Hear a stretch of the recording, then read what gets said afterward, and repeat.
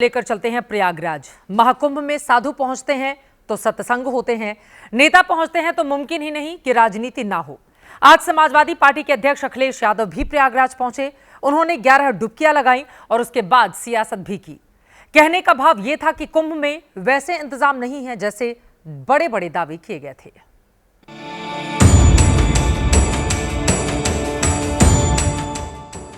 महाकुंभ में 4 दिन पहले योगी आदित्यनाथ ने संगम में डुबकी लगाई थी।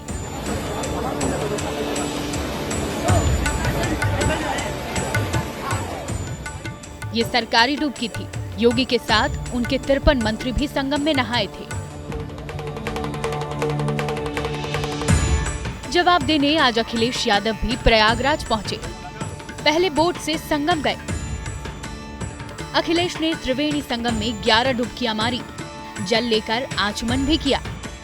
स्नान के बाद बोले उतने भी अच्छे इंतजाम नहीं है जैसे दावे सरकार कर रही थी। जो उस समय कुंभ हुआ था, कम संसाधन में सरकारें अलग अलग थीं।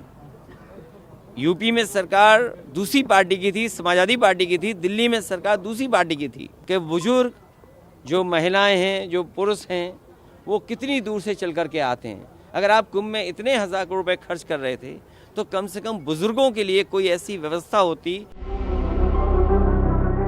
महाकुंभ में 14 दिन में 10 करोड़ लोग पहुंच चुके हैं। आग की एक घटना छोड़ दें तो सब शांतिपूर्ण है। अखिलेश ने फिर भी इंतजामों के नाम पर घोटाले का नैरेटिव आगे बढ़ाया है। व्यवस्थाएं और अच्छी हो सकती थी। 10,000 करोड़ रुपए अगर खर्च हुए हैं, दिल्ली सरकार 10,000 करोड़ और देगी। यहाँ पर कहीं धूल धक्कड़ ना उड़े। जो खर्चा हो रहा हमारे साधु संतों का, वो सरकार अपने ऊपर ले ले। कम से कम सरकार ले सकती। साधु संत इतनी दूर से आए हैं तो कुछ तो सरकार मदद करे। अखिलेश कुंभ में मुलायम सिंह की प्रतिमा पर माला चढ़ाने भी गए। इसके बाद भी यूपी सरकार को ताना देने से नहीं चूके। नेताजी की प्रतिमा लगाने के लिए मैं बधाई देना चाहता हूं और सरकार से कहूंगा कि सभी साधु संतों की उतनी तस्वीर लगे जितनी सरकार ने अपनी तस्वीर लगाई है। वैसे अखिलेश ने महाकुंभ की तैयारी पर महीने भर पहले से ही योगी सरकार पर उंगली उठानी शुरू कर दी थी। 29 दिसंबर को उन्होंने कहा था, कुंभ में निमंत्रण नहीं दिया जाता, लोग अपनी आस्था से आते हैं। 15 जनवरी को कहा, इतने संसाधन होने पर भी महाकुंभ में कमियां हैं, तो सवाल तो खड़े होंगे ही। 16 जनवरी को कहा, महाकुंभ में भीड़ का सरकारी आंकड़ा फर्जी है, कई ट्रेनें खाली जा रही हैं। इसी पर बीजेपी ने सलाह दी थी कि पहले महाकुंभ जाकर डुबकी लगाएं, खुद तैयारियां देखें, शायद सोच बदल जाए। उन्होंने कभी मेरी बात नहीं मानी थी। इस बात को माना कि वो महाकुंभ में आकर के डुबकी लगाए। ये आस्था की डुबकी है, श्रद्धा की डुबकी है। करोड़ों तीर्थयात्री पूरे देश और दुनिया के कोने कोने से लोग आ रहे हैं और जब यह कोई टिप्पणी करते थे हल्की फुल्की तो उससे उनकी आस्था को चोट पहुंचती थी। मेरा ये कहना था कि श्री अखिलेश यादव जी अपने परिवार के साथ आवें, अपने पार्टी के लोगों के साथ आवें, गुंडों, अपराधियों, माफियाओं, दंगाइयों को न लावें।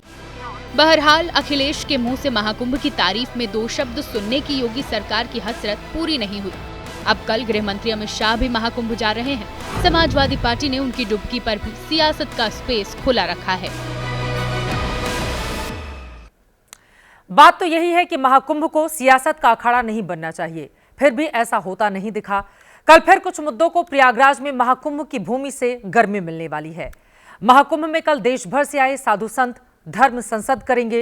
इस धर्म संसद में सभी अखाड़ों के पीठाधीश्वर और महामंडलेश्वरों के साथ ही अलग अलग संप्रदायों के दूसरे प्रमुख संत महात्माओं को भी बुलाया गया है। धर्म संसद में मुख्य रूप से 2 मुद्दे रखे जाएंगे। पहला, देश में सनातन बोर्ड का गठन, इस पर संत चर्चा करेंगे। दूसरा मुद्दा होगा वक्फ बोर्ड का। धर्म संसद में वक्फ बोर्ड को खत्म किए जाने की मांग भी उठाई जाएगी। धर्म संसद के आयोजन के लिए वरिष्ठ संतों की 5 सदस्यों की कमेटी बनाई गई है जो पूरे कार्यक्रम की देखरेख करेगी। सनातन बोर्ड की मांग लंबे अरसे से उठाई जा रही है। कल की धर्म संसद में फैसले के बाद इसकी रूपरेखा सामने आ सकती है। जो अमृत हम निकालने जा रहे हैं वो सनातन बोर्ड होगा और हमारा प्रयास है, हम सबने मांग की है कि मेला क्षेत्र से हमने 2 मांगे रखी है। वो मांगे कौन सी है?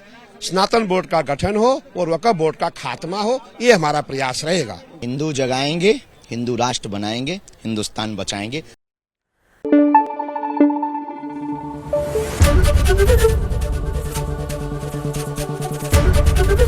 एबीपी न्यूज आपको रखे आगे।